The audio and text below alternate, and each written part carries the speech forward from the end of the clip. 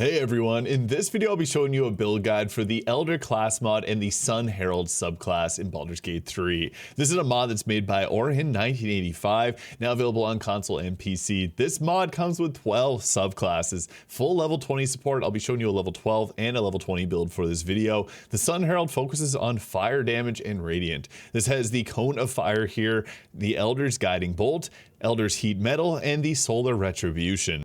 The great part about this is we're immune to fire and radiant damage, and if we deal fire damage, you gain 2 turns of solar heat, and when you attack with a melee enemy, you set it on fire, burning it. As for our cantrips, you can grab Firebolt, just makes sense to have on here. Bone Chill, so the target does not receive healing. Mage Hand to throw healing potions, and also the Friends cantrip here, because you can use this if you're the face of the party. If not, you can take Eldritch Blast or Minor Illusion. For the Elder spells that we'll go with, you got options here between the number 1 spell being Command that we want to have. Shield is also a great spell to have. Mage Armor if you want to use light armor, but Sanctuary works great. We can also grab the Find Familiar for the Raven. Hellish Rebuke is not worth taking because we already got our own version of that. So you could use Hex because this can apply onto our Scorching Ray. Magic Missile is nice for the guaranteed damage. And I also like to have Long Strider so that we can buff up our team. Now for the ability score, this is a wisdom based class. So we could go with a stat spread of something like 16 dexterity, 16 wisdom, and 14 constitution. You can swap your dex and constitution scores if you want to have a bit more health. And for our skill proficiencies, if you're the face of the party, take persuasion. Otherwise, athletics, acrobatics, with our high dexterity works solid. And then you can take like perception or survival if you prefer. Level 2, this gives us some options here. We also get our ancestral power source using 1 elder power to roll max damage instead. We also got some different effects that we can apply onto ours with the primordial power. We get to choose a couple more spells. We'll take Guiding Bolt because we're now ignoring resistances, and also take Mage Armor just in case we have any clothing that we want to throw on. Now we got meta magic selection, so things like Distance Spell being nice for the increased range. This may be removed off of future updates, so just keep an eye on that. Twin Spell is another good choice. Distance Spell is just nice because sometimes you can't hit a target and you want to hit the target. Level 3 gives us another choice in Elder spells. Now level 3, we also get Elder Scorching Ray here and Solar Radiation, doing a 48 of radiant damage on a con save. We're immune to it, but we're resistant to fire and radiant damage. It cannot be burnt with sun protection there. We also have the Elder Stance. You can choose between a pure caster or a war mage stance, and there's some future enhancements to that as well. Now, hold person into the Elder Scorching Ray is the best choice. I'd also recommend Mirror Image to increase our armor class, Misty Step for a bit of teleportation, and even Spiritual Weapon, which is probably the better choice because you can daze targets and then land or hold person. If you use the Maul Spiritual Weapon, that is. Now we get to take another meta magic Quicken spell, just by far the best choice, and also an Elder Fighting Style, and defense is worth taking for the +1 to our armor class. We also then get to prepare a couple more spells. I'd recommend the Hold Person, and throwing on Magic Missile is nice for the guaranteed damage. Once we get to level 4, we get Elder Boost now, and we also get to take a couple more spells here. We'll go with Mirror Image and Misty Step. Elder Boost, however, I'm not going to take you through all of them here. The best choice is getting the second bonus action because we got the Quicken spell, and also Sculpt spells so we can cast on our team and not hit them. This is similar to the Evocation Wizard. The Elder Vision lets you see in magical darkness. If you like that, it's kind of cheesy, but you can roll with that instead. Level 4 gives us our first feat. I would just recommend taking the Alert feat. The +5 to initiative is massive, and you cannot be surprised. Ability score improvement on our wisdom is another choice though if you want to get better spell casting.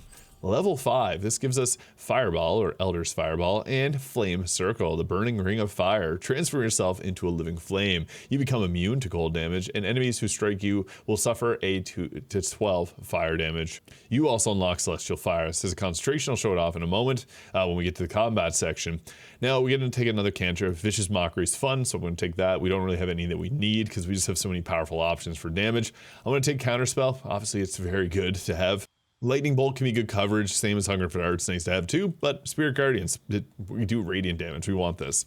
And we got an Elder Magical Infusion here, so after casting a spell, we can do a cantrip as a bonus action, or to cast and strike, which lets us, after casting a spell, do a bonus action attack. I like the double cast. Cantrips are pretty strong, especially when we go higher level. A level 6 gives us Solar Flash. Once activated for the cost of 1 Elder Power, you can teleport to a target location and inflict 3 to 18 fire damage and enemies around that area, similar to the Heldusk Boots teleport that you get. Now, once we get to level 6 here, we do get some more spells. I recommend Hunger Vidar and Lightning Bolt just for a bit of extra coverage. The great thing about this mod is it is a prepared caster, so you don't have to take every single spell that you're learning. We also get the Elder's Wall of Fire and the Sunshine here, 3d6 of radiant damage, dazzling, applying holy fire to those in a 12-meter radius. Pretty cool condition, you're going to see that in a moment. We also can take the Woodland Being to get crowd control, as it has spike growth. Ice Storm just being another really great spell. Guardian of Faith too. And the Elder Boost, we may as well go with the Arcane Charge or Spell Infusion here. And Magic Resistance gives advantage on saving throws against spells and other magical effects. It's crazy. We're taking that. Now, once we get to level 8 here, we get to choose another 2 spells, and we get Immolation. So you're like a Solar Plasma. You ignore immunity to fire and radiant damage, and if you deal fire damage, you gain 2 stacks of solar heat. When you're attacked by a melee attack, you burn it.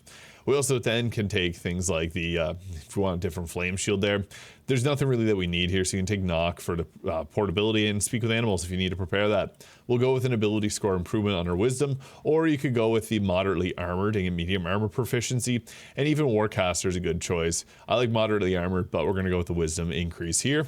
Now at next level, we get a really fun spell. We get Elder's Flame Strike and the Solar Flare, like Dragon Ball, 7d8 of fire damage, lets forth your fire, igniting a solar explosion that burns everything in its path, burning targets for 2 turns on a dex save. So big fire damage attack there. We could also take the antithesis to this and take Cone of Cold if we wanted. I like to have Hold Monster, Flame Strikes there too, but we'll take the Conjure Elemental because we can use the Fire Elemental. I'm not going to use it for the purpose of this build because it is quite strong, but if you want power, all the power to you. Now, Extended Spell is actually pretty crazy because it actually works weirdly enough on equipment in Baldur's Gate 3, so we're going to take that because we can proc gear pretty easily with it. And we'll prepare the Falling Spells. Command's really a big one that we want alongside all of our fire spells we get with this subclass. I guess we'll take Produce Flames. So you can actually use this and hold it till long rest and have a fire on your hand. Further thematic. It's only it's a blue flame, but those burn hot. We'll then take Minor Elemental for the Azure Fire Elemental, and we'll take Destructive Wave. It's a really good spell. Destructive Wave is crazy. We want that prepared at all times. Spirit Guardians and Destructive Wave are 2 of the best spells in the game. Class feature Thrifty Sorcerer. For the cost of 1 Elder Power, we can cast a spell without using a spell slot. We also get Elder Sunbeam and Meteor Shower, doing an 8d8 of fire damage, ignoring resistances and stunning creatures, which just means they don't get a turn. That is pretty strong, especially if there's a large group of enemies nearby. We'll take Chain Lightning and Globe of Invulnerability, a very powerful spell. And then for the Elder Boost, the close range magic will let us actually do range attacks as melee attacks. Better Elder style gives us better spell casting. The Brutal Crit Elder is actually my favorite because if we're using Scorching Ray, we got an increased crit chance, which helps a lot when we shoot out a lot of those. We also get the Sun Herald Shockwave. When you deal radiant damage, you create a radiant shockwave. When you deal fire damage, you deal a fire shockwave. So yeah, we're about to get crazy with all the abilities that we have here. And we can then throw on like Uluk's Freezing Sphere and Planar Ally. Again, a lot of these spells we're not even going to use because we just have so many good class-based ones. We're also going to boost up our Wisdom all the way up to 20 here, and that's it for level 12, but if you're going to level 20, we get at level 13, the Firestorm, doing a 10d8 of fire damage, unleashing a Firestorm in a zone that catches any characters in that zone. We can also throw on some more. I guess we could throw on Flame Blade if we really wanted to for a fun thematic spell. I like Pass Without a Trace, and we'll throw on Moonbeam. Pass Without a Trace is actually a very underrated spell. If you pair that with Greater Invisibility, you can basically bypass everything stealth related. Now, again, we got everything we need for spells, so don't worry about that. We can just skip past those. Elder Vision or Second Reaction work well too for Elder Boost. Having 2 reaction means 2 counter spells per turn, which is actually insane because we can shut down spellcasters big time with that. We also have Hidden Power, which allows you to toggle and become immune to predominant elements. Your melee weapon attacks will deal an extra 1d4 of damage, and you get a +1 to elemental save DC and a +1 to spell attack rolls. We also got the Sun Herald, which it's just for fire damage, but we also get the Call the Dragon, so you can conjure a red dragon that'll fight alongside you until the next long rest. A level 8 spell, it is pretty cool. We'll get to that in a moment. Elder spells, again, really take whatever. For the level 16 feat, we will be going with the Tough here for an extra 20 health or 40 health at level 20.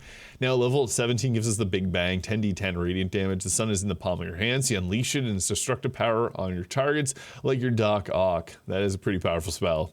And we'll also have haste, don't forget.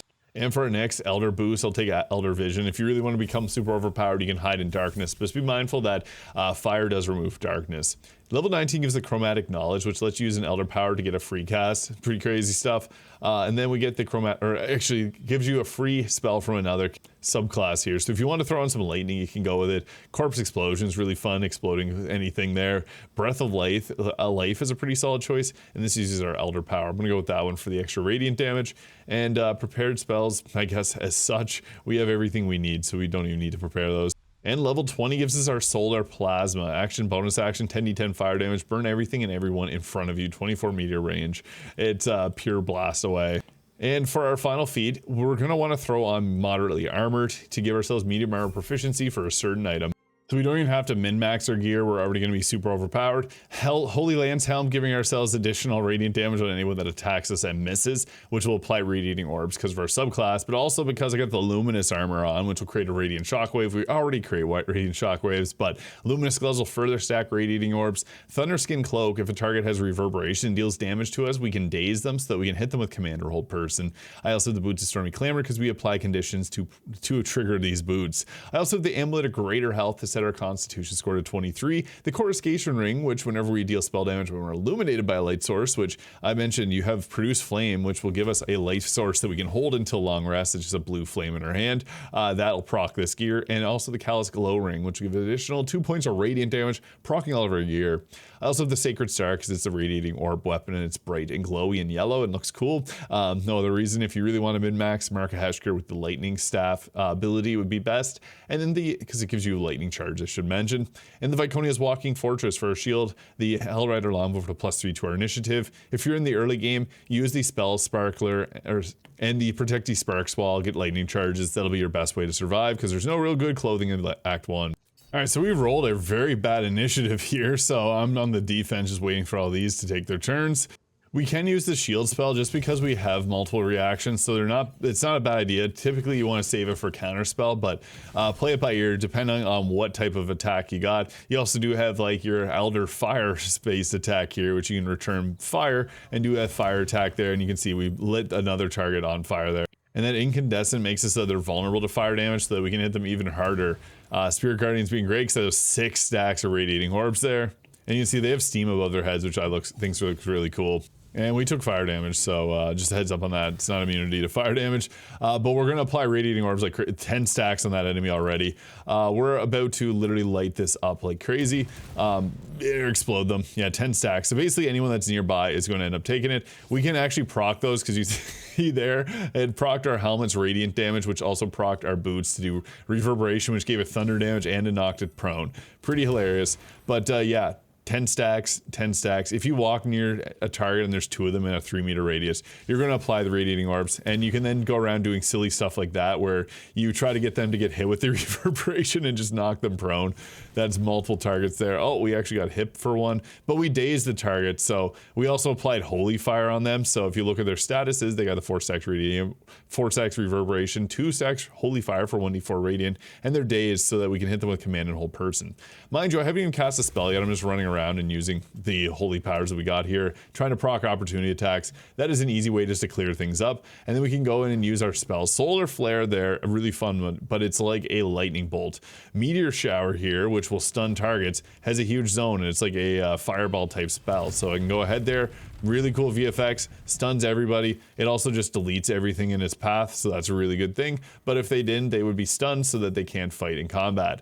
Now we also do have the Call Dragon here, so it is a very large dragon. It does take up a lot of space. You can't actually bring it in here. Yeah, it's a little too big for us. But we can send out the Big Bang. I like the VFX for this. The lightning orbs that are flying out of it look so cool. And then we'll blast away 10d10 of radiant damage, scorching everything in its path. So everyone, oh, he survived, but he has 10 stacks of radiating orbs.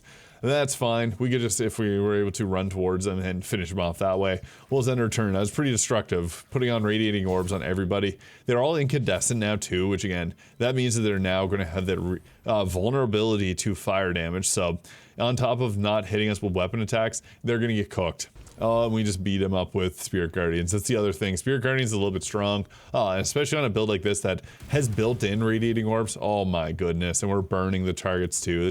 That is so crude of us. Oh no, this one's going to end their turn in here. Oh god, I'm not even going to use that. They're about to explode. Oh, they want to shove me, and they're trying to attack me. They got lucky. They saved on Smite the Greatless there.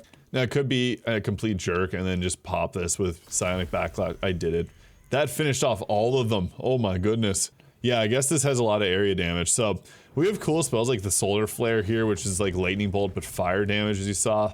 Flame Circle, which lets you do this little circle of fire around your character, which is awesome there. And then this also gives us the Celestial Fire ability.